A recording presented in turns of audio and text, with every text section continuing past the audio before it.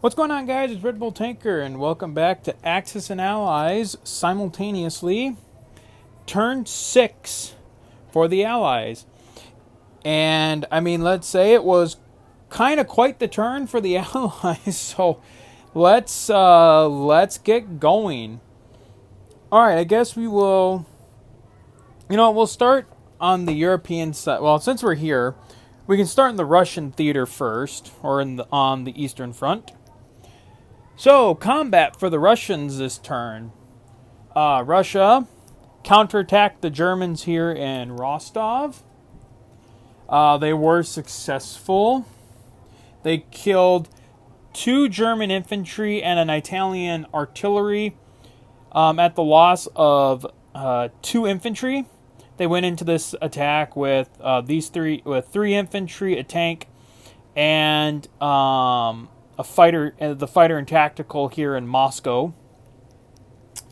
Next, the Russians sent the entire army group. The army group was reinforced, but they sent this army group down to liberate Bryansk, which they were successful in that endeavor as well. Where are my numbers here? So, in Bryansk, the Russians killed 1 German infantry and 3 German tanks at the cost of 1 Soviet infantry. The Soviets got very lucky while retaking Bryansk. As you can kind of see up in the far north, this Russian infantry with these 2 Russian fighters that were in Vologda attacked the German infantry here in Archangel. And they were successful and suffered no loss. So the Russians really lucked out on that one.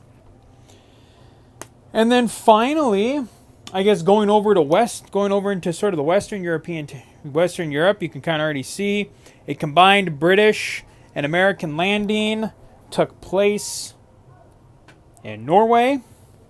They managed to destroy 2 German infantry that were defending it at the loss of 1 infantry. The British Admiralty is going to have to speak with the gunners of the battleship and the French cruiser because neither of them got their hits for the offshore bombardment. So that is something that the Admiralty is going to have a discussion with have a discussion with the captains of those 2 vessels. Okay, that is Europe. Now we'll come over to combat in China.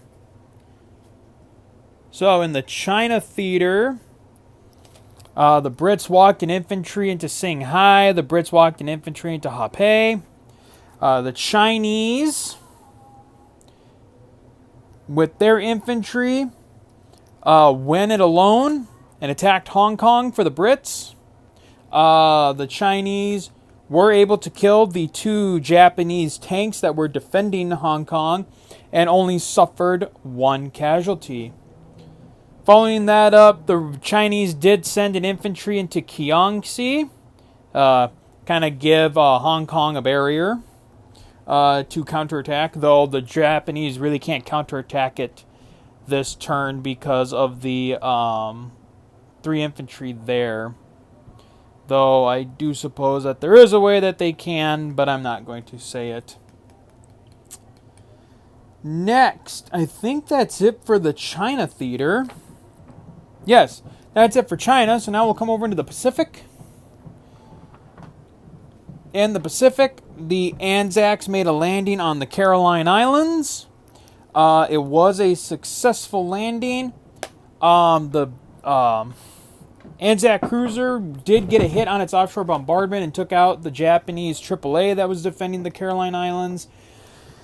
Then the islands were assaulted by 1 Anzac infantry and an Anzac tank. No. Hold on, let me look at this quick. Yes. So it was 2 Anzac infantry and an Anzac tank going up against 2 Japanese infantry. Casualties were 2 Japanese infantry, 2 Anzac infantry. So all the infantry got killed in the combat, but now the Caroline Islands have been taken by the Anzacs, which hopefully will cripple some of Japan's efforts here in the Eastern Pacific. Following that up, the big news from Hawaii, the U.S. Pacific Fleet did sortie from San Francisco, and they came and attacked the Japanese here in Seizon 26, attacking them at the at the Japanese facilities that they had taken over at Pearl Harbor. Just going over the numbers involved, the U.S. had 1 sub, 12 destroyers, 4 cruisers, 2 aircraft carriers, 2 fighters, 2 tacticals, the strategic bomber that they had up in the Aleutians. And because we're doing this simultaneously, the Anzacs did send their 1 fighter that they had sitting on the Johnston Islands and their fighter from the Solomons. They went into the attack too. I'll give you the Japanese number. I can tell you the Japanese force when we get there, because obviously the Japanese lost. So in the Titanic battle for Seizon 26, the Japanese lost 2 aircraft carriers, 1 destroyer, 5 cruisers, 2 battleships, 6 fighters. They had, in this one too, we're not limiting scramble to 3 aircraft. So Japan did scramble 5 aircraft off of Honolulu, as well as the 1 fighter that they had on the carrier. So Japan lost 6 aircraft, and then they also had 2 tacticals on their cruiser, or on their carriers. So that was the Japanese casualties. The U.S. lost the sub, the 12 destroyers, the 2 Anzac fighters, and the 2 aircraft carriers. So unfortunately, the U.S. did lose the USS Yorktown and lost the USS Lexington. So those 2 carriers are now at the bottom of the ocean. Following up the victory of that, the U.S. infantry and tank from the Western United States, the first Cavalry Division and the 1st Armored Division attempted a landing against Honolulu. The Japanese had an artillery and tank defending. Unfortunately, the roles were not with the Americans. The 1st Cavalry and the 1st Armor were destroyed trying to retake the islands, though they were able to take out the Japanese. They were able to take out the Japanese artillery, so they at least have weakened the island's defenders for the time being. All right, I think we can go into the non-combats now. Not a lot really happened here, although I just realized I didn't drop some purchases. Pardon me. Okay, non-combats. Not a lot really happened in the Pacific, or at least out here in the Pacific. Over here, the Brits did move their fleet down to Java with some units, trying to see what we might be able to do there. They continued to reinforce, encroaching closer onto the Japanese coast. Some of these Japanese units in Senshi came from Sikang, pushing up that way. In the Middle East, the Brits have pushed their army into the Caucasus to aid the Russians. That was pretty much it for there. Down here in the Med, the 2 U.S. transports are going to aid these British forces. The Brits dropped a cruiser down to help them. The Brits did take their infantry and AAA off of Malta, moved it up to help defend Rome with the U.S. tanks. This U.S. transport is left the Mediterranean to come back and pick up the rest of the 42nd Division that I said was formed in Brazil. So the last remnants of the 42nd are still in the game, and they're just sitting in Brazil waiting to be picked up. And that's it for non-combats. All right, let's go over purchases. All right. Oh, and then Russia continues to move this 1 infantry down into North Africa. And for those who know of the objectives of the game, the Russians do hope to get at least 1 more objective, which is they get 3 IPC for every Axis territory they own. So looking to get 3 free IPC from taking Tobruk. All right, purchases. So we'll start off with the Russians, since they are technically first on the docket. All right, so Russia had 35 to spend. They bought 3 infantry in Stalingrad, while in Moscow they bought 7 infantry, an artillery, and a tank. They didn't save anything, and then at the end of the turn, Russia collected 28 IPC. Okay, America. The U.S. had 78 IPC to spend. In the eastern United States, they bought 2 infantry, 2 tanks, and 2 transports. The infantry is being formed as the 6th Infantry Division, while the armor is being flagged as the 4th Armored Division. Next, the U.S. bought 3 infantry for Rome. Those 3 infantry are being flagged under the 36th Infantry Division, the good old Texas Division. And then finally, in the western United States, the U.S.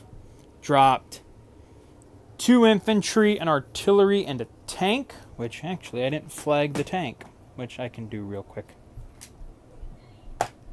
All right, so the infantry are being flagged under the 24th Infantry Division. There. Whoops. Being flagged under the 24th Infantry Division, while the armor, if I can get that right, while the armor is going to be flagged under the 10th Armored Division.